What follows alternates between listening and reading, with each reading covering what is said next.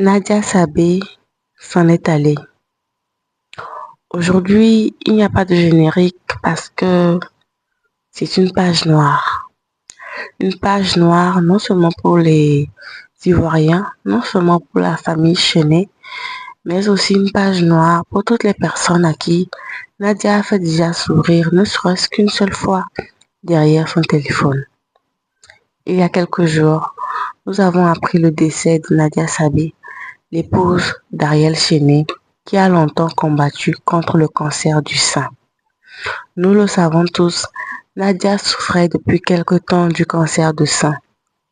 L'année passée, au moment d'Octobre Rose, elle a fait un post nous partageant son expérience. Elle était en rémission, tout semblait aller mieux. Qu'est-ce qui s'est passé? Qu'est-ce qui ne s'est pas passé? Il y a quelques jours, nous avons appris qu'elle s'en est allée. La vie avait repris. Le sourire s'était installé, ses cheveux avaient même recommencé par pousser.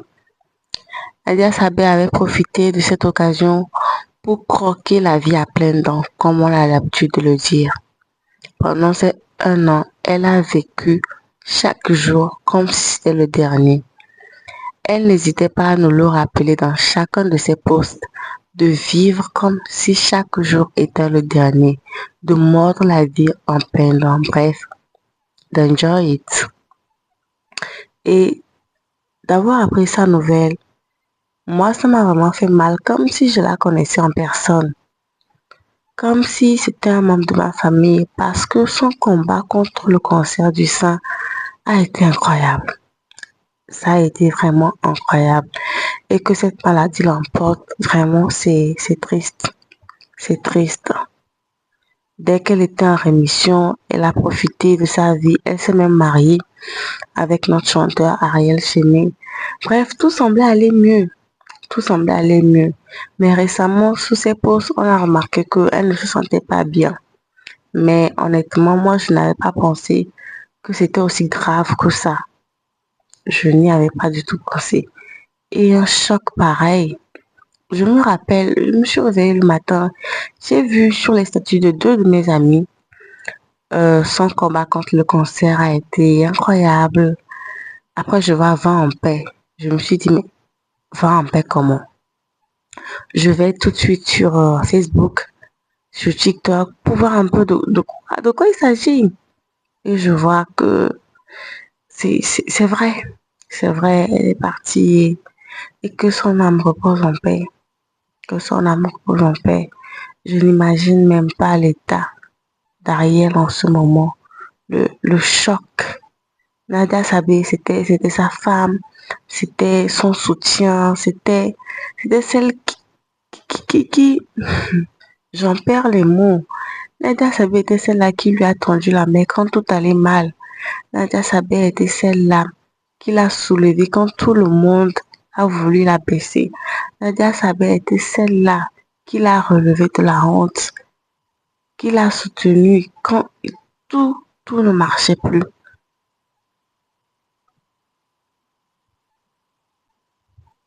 Moi, ce qui me fait le plus mal par rapport à Ariel Chenet, c'est que la vie avait vraiment repris son cours. Il n'avait plus de problème avec la justice. Son nom avait été blanchi, ses comptes n'étaient plus gelés, ses comptes n'étaient plus saisis. Sa carrière était relancée. Tout récemment, il a sorti Lonely pour un hommage à sa Nadia Sabé et c'est maintenant qu'elle s'en va. On dit que c'est la volonté de Dieu, mais parfois la volonté de Dieu fait très mal. Fait très mal. Je me rappelle même entre-temps, il y avait une vague d'harcèlement contre Nadia sur les réseaux par rapport au fait qu'elle n'avait pas encore d'enfant. Il y avait des commentaires déplaisants du genre tu fais un enfant quand? Va faire un enfant, ton ventre est vide. C'est méchant. C'est très méchant. Et la plupart de ces commentaires-là étaient faits par des femmes. C'est tellement méchant qu'une femme dise de telles horreurs à une autre, ne sachant pas ce qu'elle vit. Vous ne savez pas combien elle-même voulait avoir un enfant.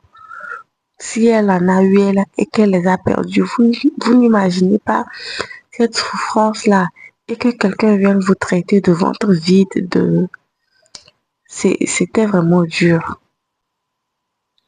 Live TV lui avait même donné une émission où elle enjaillait le public ivoirien, pas seulement qu'ivoirien, où elle enjaillait tout le monde. Sa bonne humeur, franchement, sa bonne humeur nous manque déjà. J'ai vu des extraits de vidéos des salutations qu'on est parti donner à la famille d'Ariel. J'ai vu Ariel sur ces images-là, je ne l'ai pas reconnu. Ça se sent qu'il est déboussolé, qu'il est abattu. Peu importe à quel point nous allons lui dire courage, peu importe à quel point nous allons lui dire d'être fort. Si c'est pas Dieu, je ne sais pas qui pourra l'aider à surmonter cette épreuve. Parce que Nadia, c'était son soutien, c'était son étoile qui brille au fond de la nuit. C'était le petit bout de lumière qui ensoleillait sa vie.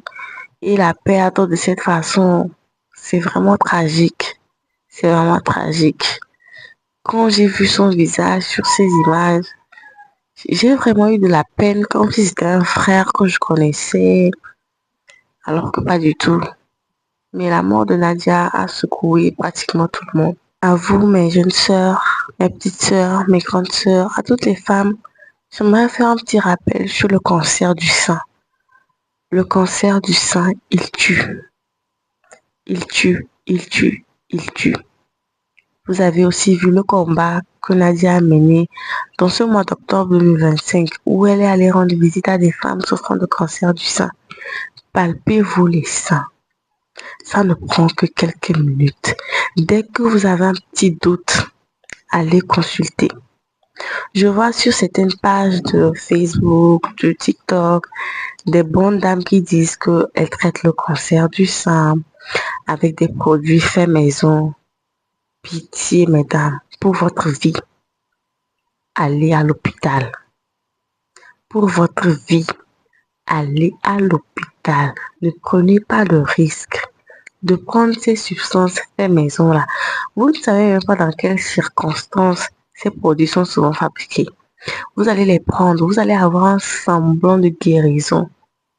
Mais le cancer est dormant et quand il va revenir plus fort. Donc au moindre doute, mesdames, allez à l'hôpital. Allez vérifier. Vaut mieux aller quand vous disent que ce n'est rien que de rester là et arriver quand vous disent que c'est trop tard. Parce que aussi vite qu'il est détecté, il est plus facile à soigner que d'attendre quand vous serez à un stade avancé. Vous allez aller, on va vous dire que c'est trop tard. Prenez soin de vous. Et les filles dont leur maman a déjà eu un cancer de sein, vous êtes plus exposées parce que vous avez ce gène-là. Moi, ce que je peux vous conseiller, c'est de faire des examens chaque 3 mois. Que vous ayez des symptômes ou non, faites des examens chaque 3 mois parce que vous portez déjà le gène, étant donné que votre mère l'a déjà eu. Donc, vous êtes plus à risque de manifester le cancer. Faites des examens réguliers. Plus vite on détecte, plus vite on soigne et on peut vous en guérir. Prenez soin de vous, mesdames. Prenez également soin de vous, messieurs. Et à la prochaine. C'était mon petit hommage à Nadia Sabé qui nous a égayé de sa vie sur terre. En tout cas, je pense qu'elle a vécu une vie pleine, une vie heureuse. Qu'elle ait eu d'enfants ou non, la fille d'Ariel, c'était également sa fille. Et beaucoup de courage à la famille éplorée.